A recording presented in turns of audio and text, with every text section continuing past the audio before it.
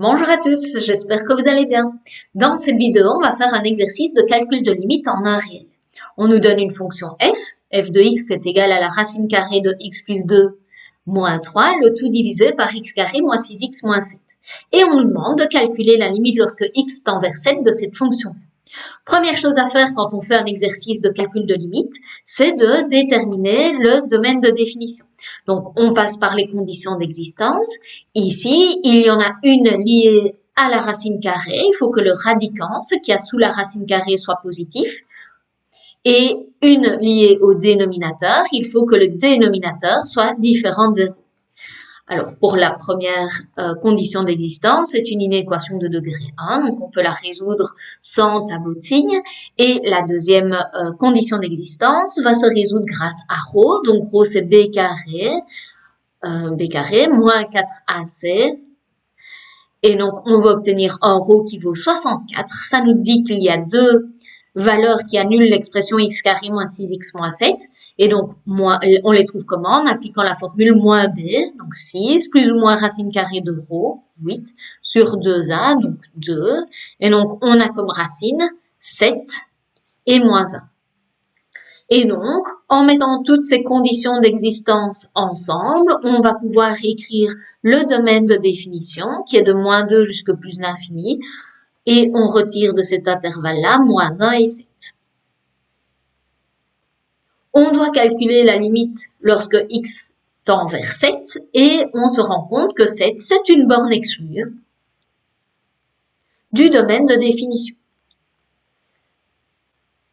Donc, dans ce cas-là, comment est-ce qu'on va faire? On va remplacer x par 7 dans la fonction, mais on sait déjà à l'avance que ça va mal se passer. Pourquoi? Parce que si 7 est une borne exclue de dom f, ça veut dire que le dénominateur s'annule en 7.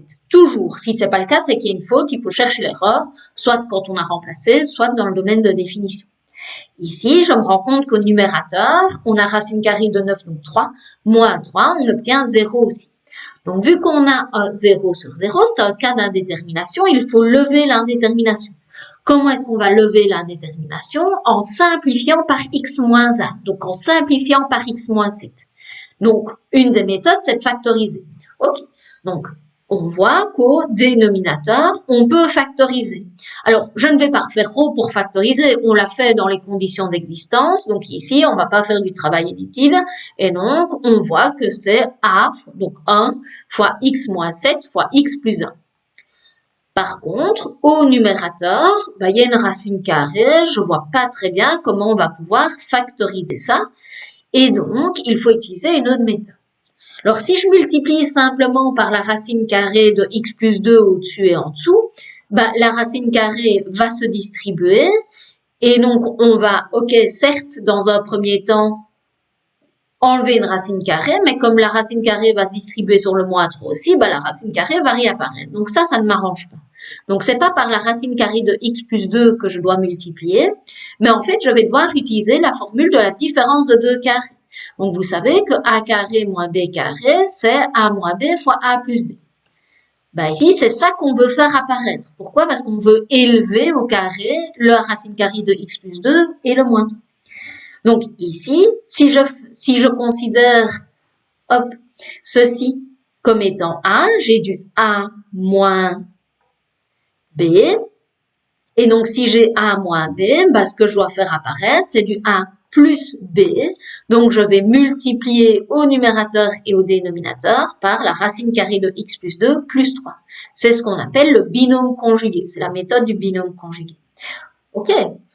Regardons ce que ça nous donne. Qu'est-ce qu'on va avoir? Donc, au numérateur, on a tout fait pour faire apparaître une différence de 2 carrés. Donc, il me reste x plus 2 moins 9, c'est le a moins b fois a plus b qui est devenu a carré moins b carré.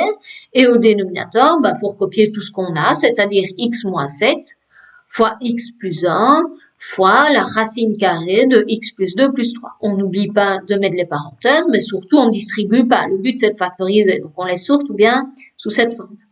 Pourquoi est-ce que ça nous intéresse? Parce que si je regarde maintenant ce que j'ai au numérateur, regardez, x plus 2 moins 9, ça me fait bien x moins 7. Et donc, j'ai bien x moins 7 au numérateur qui va aller se simplifier avec le x moins 7 du dénominateur. Et donc, on aura atteint notre objectif qui était de simplifier par x moins a, c'est-à-dire ici de simplifier par x moins 7. Et logiquement, si tout est factorisé au maximum, ce qui est bien le cas ici, on aura levé l'indétermination. Donc ici, on va simplifier par x moins 7. Et une fois qu'on a simplifié par x moins 7, on va aller remplacer x par 7 dans ce qu'on a obtenu. Donc au numérateur, il nous reste 1. Et au dénominateur, on a 7 plus 1, donc 8, fois racine carrée de 7 plus 2, donc 9, donc 3. Et 3 plus 3, 6. Donc on a 8 fois 6 au dénominateur. Et donc on se rend compte que notre limite, c'est 1 sur 48.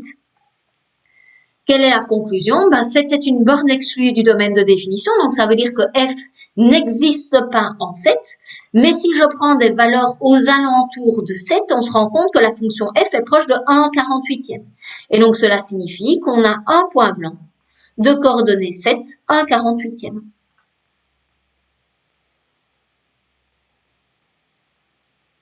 Donc le 7 vient du fait qu'on avait une limite qui tendait avec x, qui tendait vers 7, et le 1/48e vient de la valeur trouvée pour la limite. Voilà, j'espère que cet exercice est clair pour vous. Je vous souhaite à tous une excellente journée.